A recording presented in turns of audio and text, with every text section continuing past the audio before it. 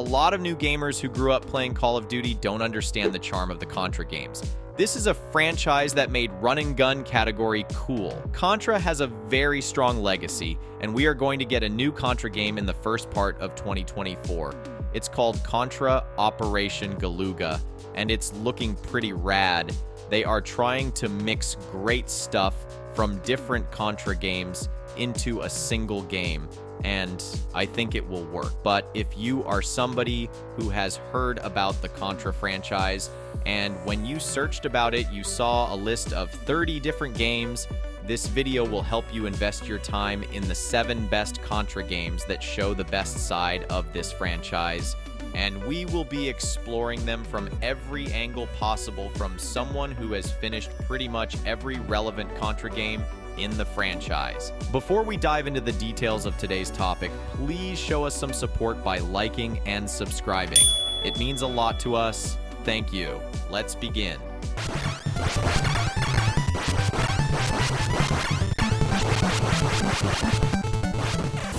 The original Contra, 1987. A Contra has always held a special place in my heart as one of the crown jewels of my childhood gaming experiences on the legendary Nintendo Entertainment System, NES. From the moment I first powered on my NES and loaded up Contra, I knew I was embarking on an unforgettable adventure. Back in those days, Contra was more than a game to me. It was a test of skill and memory. I poured countless hours into mastering every nuance of its gameplay. I memorized the layouts of all the levels, knew exactly where each enemy would appear, and could pinpoint every weapon spawn location with my eyes closed. My dedication went so far that I achieved what seemed like the impossible, beating Contra without resorting to the now infamous Konami code for extra lives. It's set way in the future in 2633 AD and takes us to a made-up group of islands near New Zealand called the Galuga Archipelago. Here, a bad group called the Red Falcon Organization is planning to destroy humanity. The game's heroes, Bill Reiser and Lance Bean, are part of a special team called Contra. They're really good soldiers who know all about fighting in tricky situations. Their mission is to go to the island, beat up the bad guys, and find out what's really going on with the aliens who are behind all this trouble. When the game first came out in arcades in the US, they didn't talk much about it being set in the future. And when it came to playing it on the NES and computers at home, they changed the story a bit. Instead of being in the future on some islands, it was set in the present day in the Amazon jungle. But honestly, changing the time and place didn't make the game any less fun. The main thing about Contra is how it mixes simple, fun gameplay with a story that grabs you. It's easy enough to pick up and play, but there's also a cool story to get into if you're interested. That's why Contra is still a favorite for a lot of gamers. It's not just about the challenge or playing with a friend, it's also about getting sucked into a great adventure. Even today, if you have no information about Contra, and if I give you the controller, you will start to enjoy it. Yes, you will feel the difficulty, but you would still want to play it.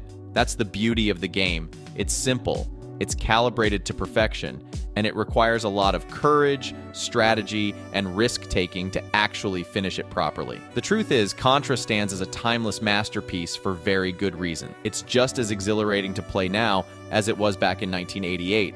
Unlike many NES titles that aimed too high and ended up with graphics that felt grainy and overdone, Contra's visuals hit the mark perfectly. They're crisp and vibrant and capture the essence of what made those 8-bit adventures so captivating. Damn. The music, mon, it's insanely good.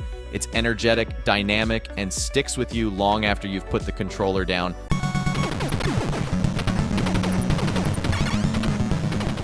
A perfect complement to the on-screen action. Penning this review has rekindled my desire to dive back into the game. Feeling the urge to play Contra again after all these years is a powerful reminder of its enduring appeal.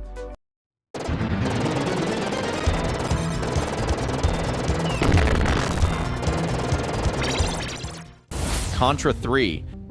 The original and the sequel to Contra, Super Contra, were a blasting success across the globe on NES, and the expectation to create another hit was on Konami, hence Nobuya Nakazato was brought in the team. In the heart of Tokyo, within the newly established offices of Konami, a narrative of innovation and creativity was unfolding.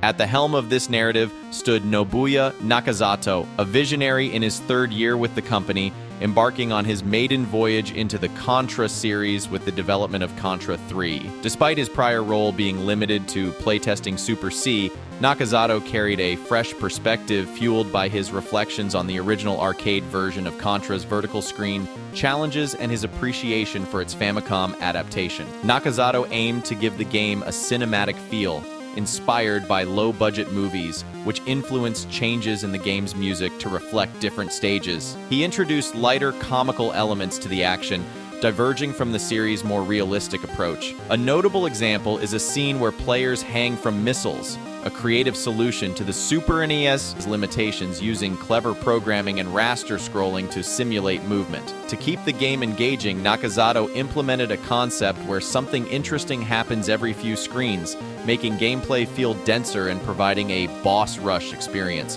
This was a shift from the traditional pattern of facing weak enemies before a boss fight, aiming to make the game more enjoyable in short sessions. After intense hard work of 1.5 years, the game was released in Japan and totally blew everyone away with the kind of grand gameplay it delivered. Contra III elevated the classic Contra formula to new heights on the Super NES, maintaining the series' signature side-scrolling run-and-gun action while introducing enhanced gameplay features. Players return as commandos Bill Reiser and Lance Bean, tasked with thwarting an alien invasion through 6 varied stages. The arsenal has been expanded, offering 2 machine guns that can be upgraded with power-ups for varied attack styles, including homing missiles and a flamethrower. Unlike previous games where power-ups were limited, Contra III allows for swapping between 2 upgraded weapons, enhancing tactical flexibility. The introduction of bombs and a barrier shield further enriches the combat experience, granting players more ways to tackle the alien threat. A notable addition is the spinning jump attack,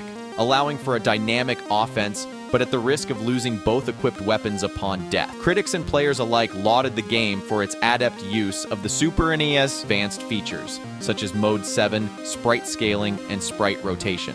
The integration of Mode 7, a feature that allowed for the simulation of 3D environments on a 2D platform, brought a new dimension to the game's world. It enabled backgrounds to rotate and scale with a fluidity that was unprecedented at the time, giving players a sense of depth and immersion that was previously unattainable. Sprite scaling and rotation further contributed to this effect, allowing characters and objects to grow or shrink and rotate in space, mimicking a 3D perspective. Through these innovations, Contra III set a new standard for video game design, one that would influence the development of future titles in the genre. Contra III is considered the best Contra game of all time by myriad of fans.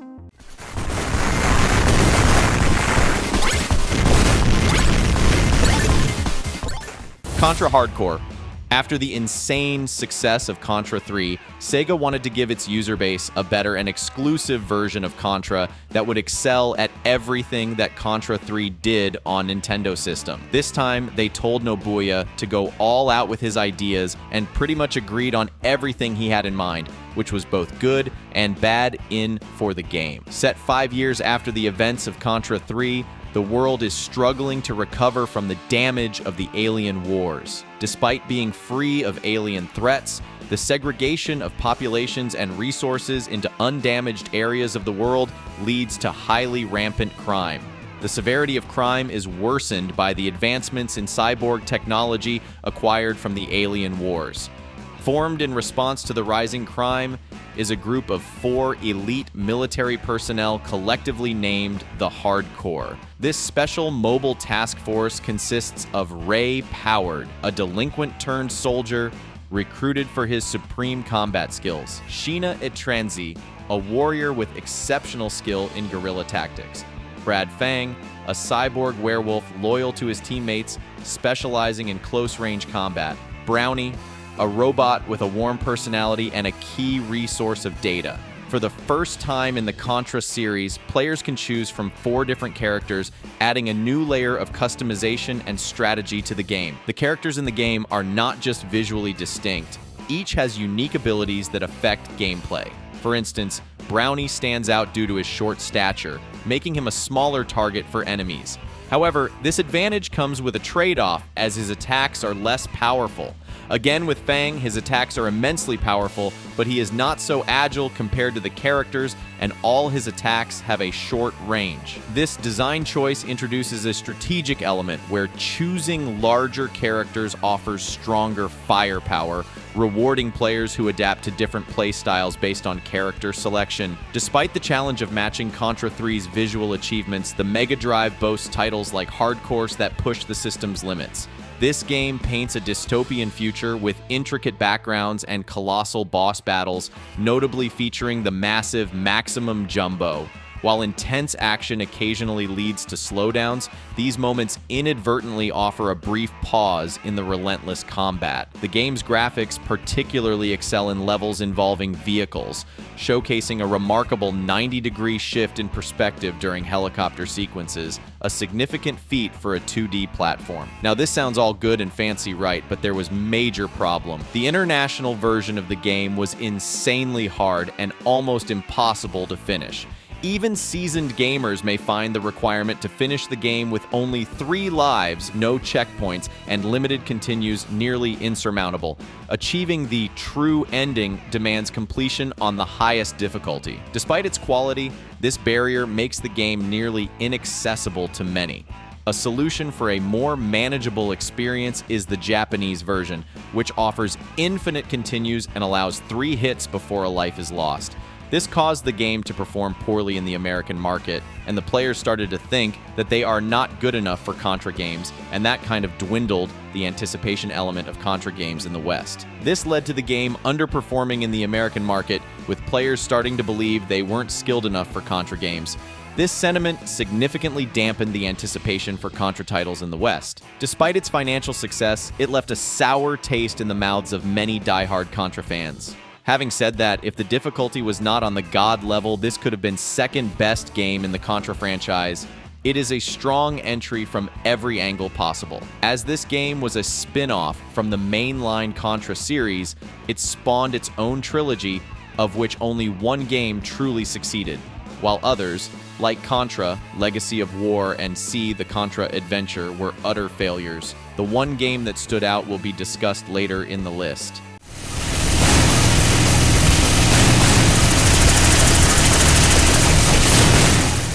Contra Shattered Soldier.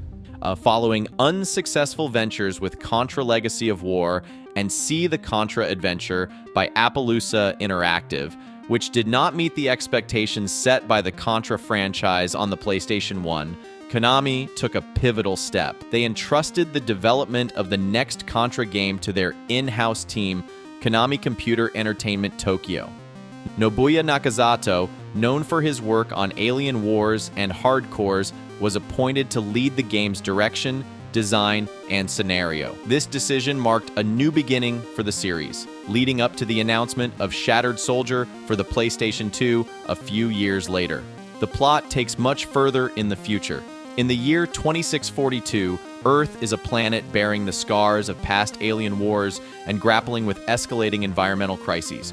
A catastrophic event caused by a malfunctioning hypermagnetic weapons grid wipes out 80% of humanity. Bill Reiser, famed hero of the Alien Wars, finds himself blamed for this disaster and the alleged murder of his partner, Lance Bean. His punishment is severe: 10,000 years in cryogenic imprisonment. Yet, merely 5 years into his sentence, in 2647, Earth faces a new menace. The terrorist group Blood Falcon, under the command of a superhuman leader, instills fear worldwide. In response, Earth's government, the Triumvirate, makes a decisive call to release Bill Reiser early, banking on his proven track record of heroism.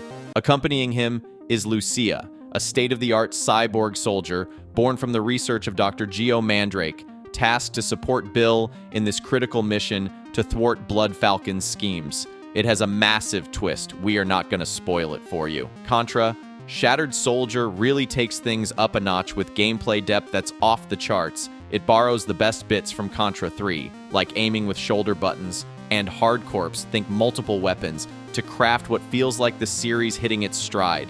Sure, losing classics like the spread gun and ditching weapon pods for upgrades feels a bit like missing old friends, but the new setup, pure genius. The game turns into this epic puzzle of matching weapons to enemies and mastering those wild special moves. Where it kind of trips up is the storyline. It's thin and not exactly Shakespeare, plus it's all text, no voice acting. Feels a bit retro, maybe too retro, but honestly, who's here for the story? Skip it, and you won't even know you missed anything.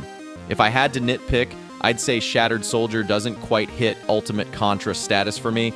I was left wanting more levels. The 7 we get are beefy, sure, but more would have been sweeter. Hardcore set a high bar with its level count and branching paths, and I kinda miss that. And too much boss fighting, not enough classic run-and-gun action if you ask me. But hey, that's just me being greedy. When a game's this good, I can't help but crave more of it.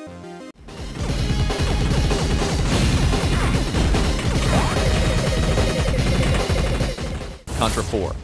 Konami's arcade-bred run-and-gun Contra franchise has weathered its share of ill-advised series reboots. From the schlocky 3D, via red and blue glasses no less, visuals of PS1's Contra Legacy of War to the blink-and-you'll-miss-it isometric action in PS2's Neo Contra, none of these alterations have enhanced the core Contra gameplay. This time around, Contra 4's developers have opted for unadulterated mimicry over innovation, drawing heavily from 1992's brilliant Super NES installment Contra III: The Alien Wars as the main inspiration, and it's a decision that pays off. WayForward Technologies was chosen to develop Contra 4 because Konami wanted to bring a fresh perspective to the franchise while maintaining the core essence that made Contra iconic. Contra 4 was recognized for returning to the series' roots, offering a challenging and engaging run-and-gun experience that resonated well with fans and critics alike. The development by WayForward,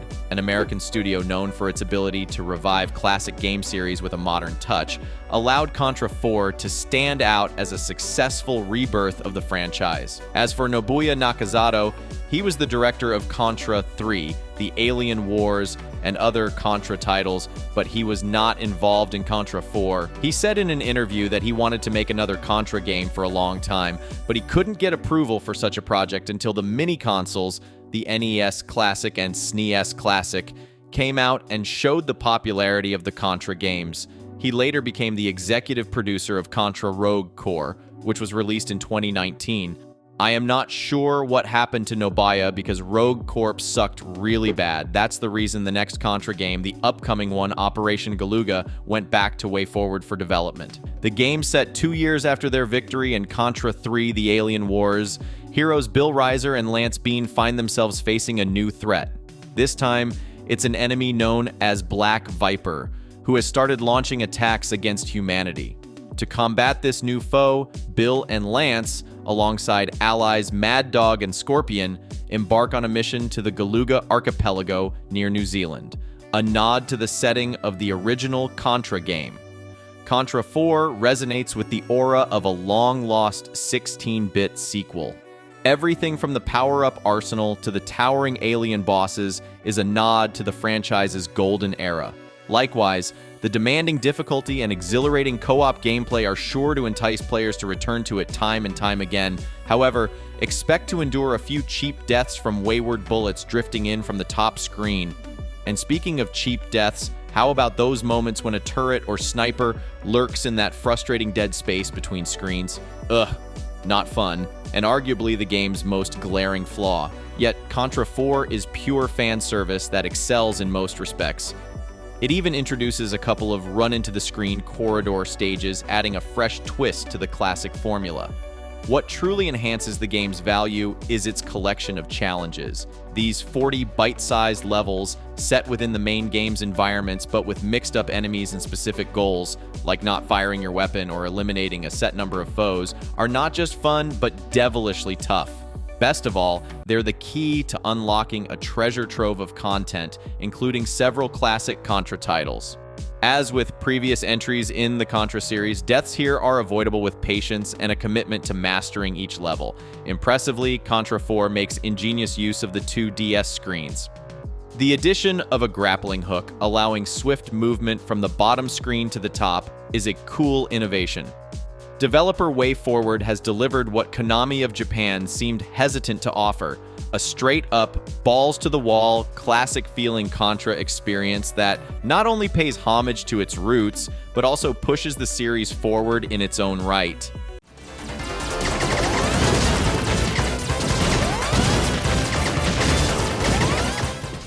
Contra Rebirth. Now, the next Contra is called Contra Rebirth, a thrilling revitalization of the classic run-and-gun franchise that earned critical acclaim and nominations from Nintendo Power for Game of the Year, WiiWare Game of the Year, and Best Action Game, though it ultimately lost to another game in these categories. The Rebirth series on the Wii refers to a set of video games that were part of Capcom's initiative to revitalize and reintroduce classic franchises with updated graphics, controls, and gameplay, while still maintaining the core essence and appeal of the original titles. This initiative was aimed at both longtime fans of the series and new players who might not have experienced the original games, and Contra was the shining star of this initiative of Capcom. The game's plot is set in 1973 when the Neo Salamander Force, led by Chief Salamander, travels back in time to eliminate the Contra Force when the Earth's defenses are considered by them as primitive. Bill Reiser and Genbei Yagyu, two members of the present-day Contra team, are deployed by the Galactic President to travel back in time to stop them. With the help of Brownie, an android, and Pliskin, a reptilian alien, the Contra warriors manage to take down the Neo Salamander Force. The character sprites and backgrounds are detailed and colorful, evoking the 16-bit era's charm without feeling dated. The action is fluid, and the animations are crisp, making every jump, shot, and explosion satisfying. The soundtrack, a mix of new compositions and remixes of classic themes, complements the high-octane gameplay perfectly.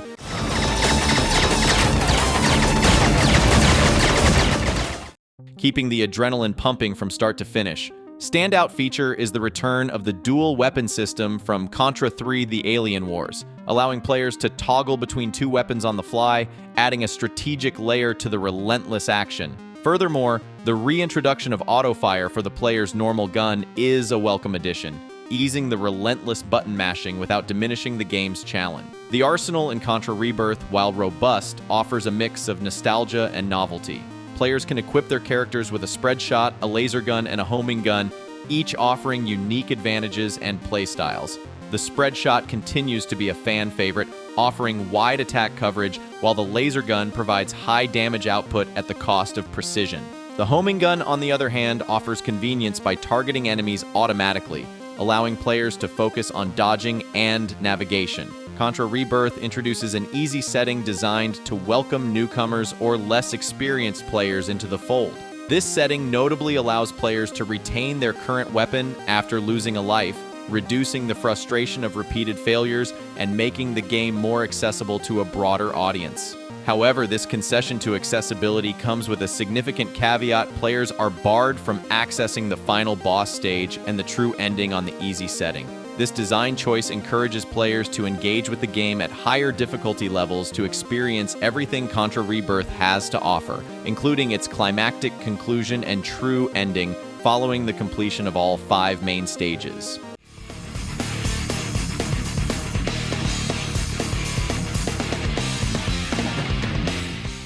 Contra Hardcore Uprising. This is one of the best looking Contra game, and the weird part about this is it doesn't even look like a Contra game. Many people who have actually finished this game don't even know it is a part of the Contra franchise. It freaking looks like an amazing anime. This time, the Contra veteran Nobuya was not given the responsibility to lead the charge. In fact, Konami totally took things towards a different direction.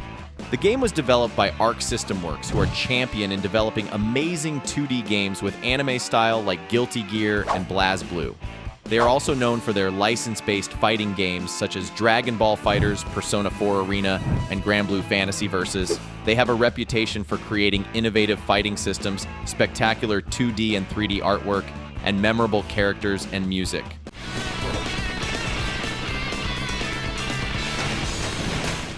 This game is part of the Contra spin-off that started from Sega Genesis's Contra Hardcore, and the game's plot is set in 2613 when the world is ruled by an empire known as the Commonwealth under the reign of Tiberius.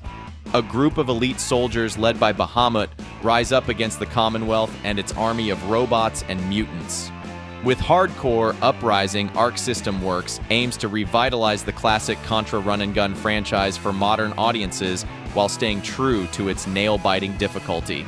This anime-tinged reboot delivers the same relentlessly fast gameplay veterans expect, but adds some welcome new tricks up its sleeve. The most notable addition is the Rising mode, which gives players a fighting chance via a health bar and upgrade system. By collecting points, you can customize your character with new weapons, armor, and abilities to suit your playstyle. Want to focus on agility? Pump points into ninja-like moves. Prefer heavy firepower? Upgrade your plasma cannon. This customization makes the infamously punishing gameplay more accessible, and you'll need all the help you can get with Uprising's sadistic level design. The stages throw almost non-stop waves of enemies and bullets at blistering pace. While seasoned Contra players will relish the challenge, some spikes feel viciously unfair, requiring sheer memorization rather than skill. More balance in the difficulty curve was needed. The anime trappings like vibrant, cel-shaded graphics and over-the-top boss battles modernize Contra's retro roots, but underneath lies that familiar great run-and-gun gameplay. New moves like dodging, double jumps, and attack reflecting add a dynamic edge too. Despite being a brilliant addition to the Contra franchise's storied legacy, this installment didn't achieve financial success. Part of the issue seemed to stem from the marketing approach, which at times failed to effectively communicate that this was indeed a Contra game. Contra has always been a series for the dedicated, a franchise celebrated by die-hard fans who thrive on its notorious difficulty and embrace its radical persona. Stripping these defining elements from the marketing narrative was a misstep that inevitably impacted sales negatively. Today's video is finished, guys. If you had fun watching what we did in this video, please show us some love by liking and subscribing. Till next time,